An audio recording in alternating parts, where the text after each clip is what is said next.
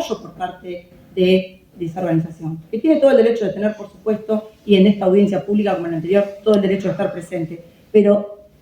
llevado de la mano con cómo se ha comunicado y lo que ha significado esta libertad controlada en otra provincia por parte de otro organismo del Estado, sin posibilidad de control por parte del Ministerio Público, en un domicilio que no se encontraba ni constatado, y que ante la más mínima transgresión el poder del Estado no solamente que está disminuido, sino que está prácticamente diluido con estas características, justamente ha acrecentado el riesgo procesal del entorpecimiento de la investigación, y así,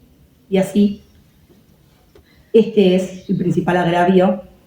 de esa decisión. Sin perjuicio de que la arbitrariedad y la mencionada falta de fundamentación en los términos del artículo 200, como dice mención, alcanzan justamente a demostrar el agravio en los términos en la imposibilidad de control y de debido proceso por parte del Ministerio Público en la investigación. Lo cierto es que la investigación ha continuado, se planteó la impugnación al día siguiente, se ha podido escuchar igualmente al joven, es cierto, pero todo el resto de los testimonios están sesgados por esta libertad controlada del juez de garantías, sin perjuicio de que el esfuerzo que se ha puesto por mencionar que es una prisión preventiva, que probablemente se considere que entonces el recurso de impugnación no es admisible porque estamos hablando de una prisión preventiva y que es necesario, en atención a la doctrina legal, analizar por qué técnicamente no lo es y porque sí afecta directamente al riesgo procesal que no estuvo nunca en discusión, que hasta estaba por 2 meses, en un caso que más allá de la teoría del caso de cada una de las partes, no podemos dejar de mencionar que un joven de 16 años ha perdido la vida, donde tenemos una calificación de un homicidio por el uso de arma de fuego, que se concedió esa prisión preventiva a cargo del servicio penitenciario por 2 meses, y a menos de 2 semanas del hecho, ya el mismo juez, sin fundamentar y con un verdadero problema, que fue la razón del lugar de alojamiento del señor Barrera, resuelve dar esta libertad controlada con estas características.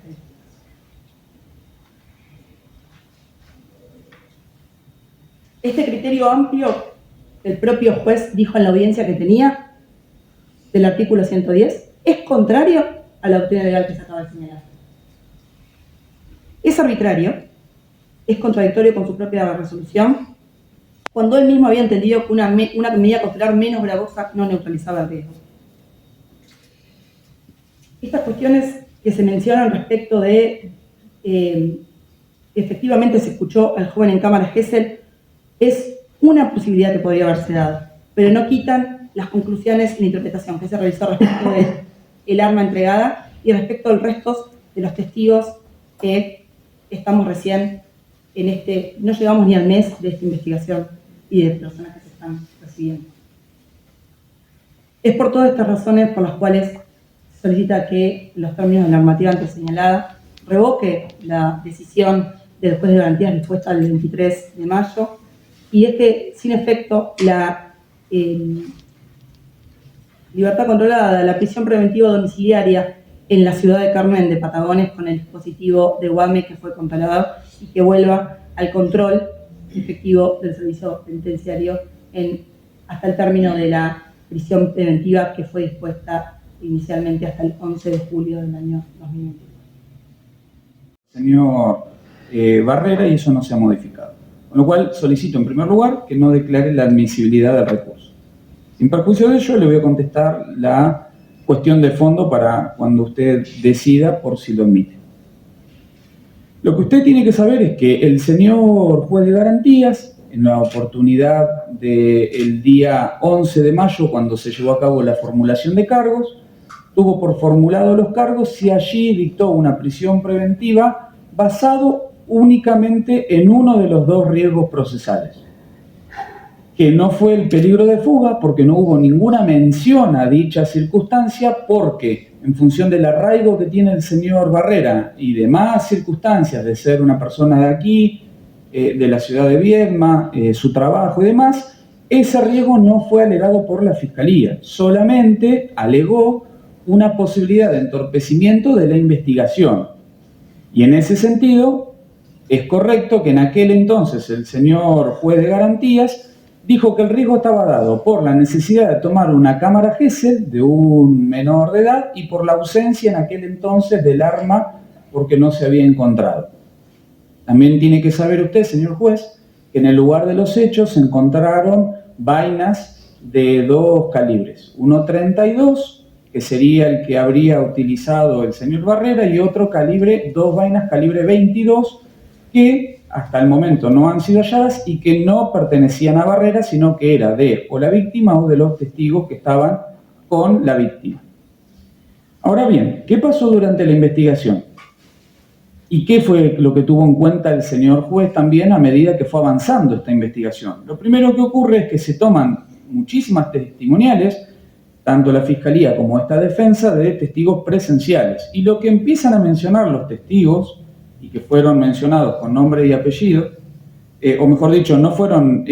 mencionados con nombre y apellido para resguardar las identidades, es que los testigos no tenían temor del señor Barrera, sino manifestaban temor de los amigos de la víctima. Y de hecho solicitaban el resguardo de su identidad porque, por ejemplo, entre ellos el menor que se tomó cámara Gesell estaba subiendo historias diciendo que aquellos que declarasen iban a tener que pedir protección. Estos elementos que se le llevaron al señor juez, que le demostraban que los testigos no tenían temor del señor Barrera, sino de los allegados a la víctima, en particular algunos testigos, fue un primer punto que el señor juez tuvo en cuenta para analizar su decisión.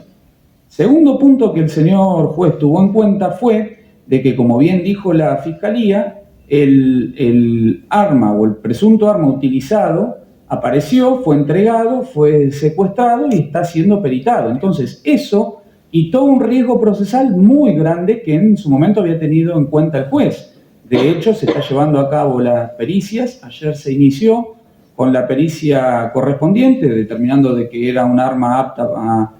para ser utilizada y demás, y mañana se lleva a cabo el cotejo del arma con la vaina. Esa situación de que el arma fue entregada fue un punto fundamental para el juez a la hora de ver cómo se fueron reduciendo los riesgos de la decisión inicial.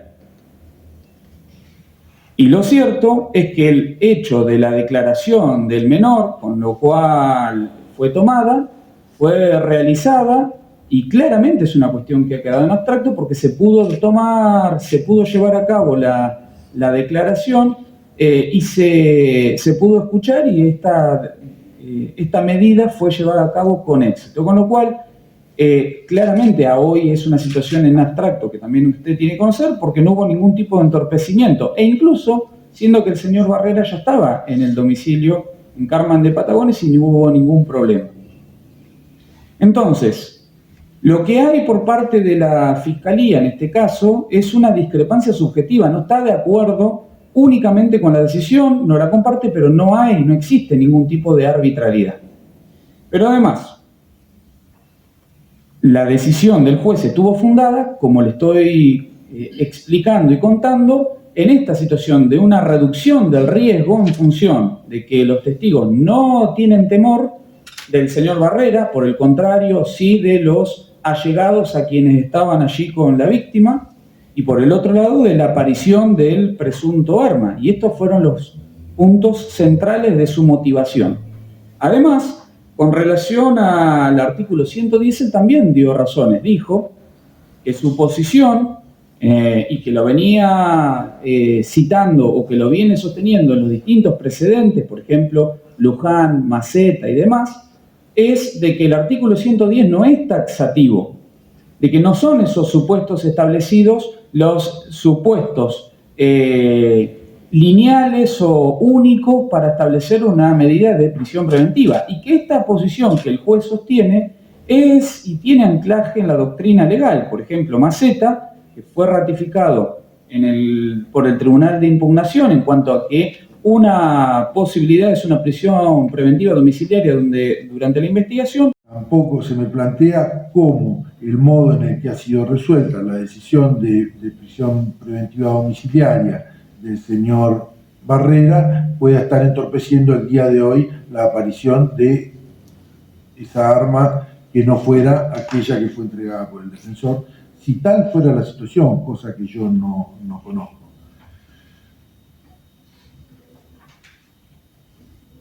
Coincido, sí, con las dificultades que presenta la decisión en términos de crecimiento de los peligros que implica que no esté ya en el establecimiento penal en una celda cerrada el señor Barrera. Eso está claro. Tengo ya más de 30 años de ejercicio de la magistratura en distintos ámbitos, o incluso como empleado, y sé que es una situación que siempre está vigente, la de que haya más riesgo cuando el imputado está detenido que cuando no lo está. Lo que pasa es que nos exige el sistema ser prudentes y cuidadosos en cuanto a los momentos en los cuales vamos a exigir esa prisión preventiva que impide o implica en los hechos, más allá de que no sea con carácter cautelar, justamente para que no sea en los hechos un adelantamiento de pena para una persona que es inocente. Coincido que Díaz no es aplicable con la situación que es aquí tratada. Se trataba de un supuesto en el que el litigio pasaba por otro lugar. Más aún sostengo, porque es de perogrullo decir lo contrario, que el principio natural de la prisión preventiva, en los términos en los que está establecida por el Código Penal, es hacerlo en el establecimiento carcelario. Lo que pasa es que también dijimos que es de última opción, y que si hay alguna medida que conjure válidamente los riesgos procesales, esa tiene que ser responsablemente hecha en mano de parte echada en mano por parte del juez de garantía, como entiendo en este caso correctamente lo es. La presencia de reticencia y miedo que ha sido controvertida por parte del defensor respecto a aquello que plantea la Fiscalía, entiendo que debe ser conjurada por otros medios y no con el encarcelamiento, si tal fuera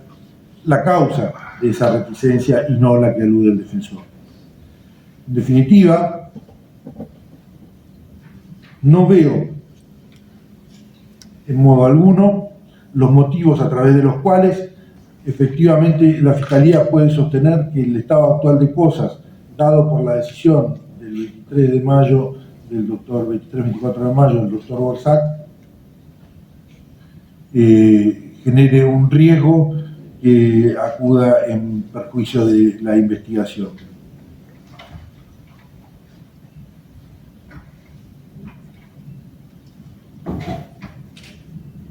Dejando a salvo además que aquello que ha sido planteado respecto de la imposibilidad de ordenar una detención porque un vecino se encuentre en una localidad cercana o en otra localidad o en otro departamento o en otra provincia es francamente una proposición que no comparto.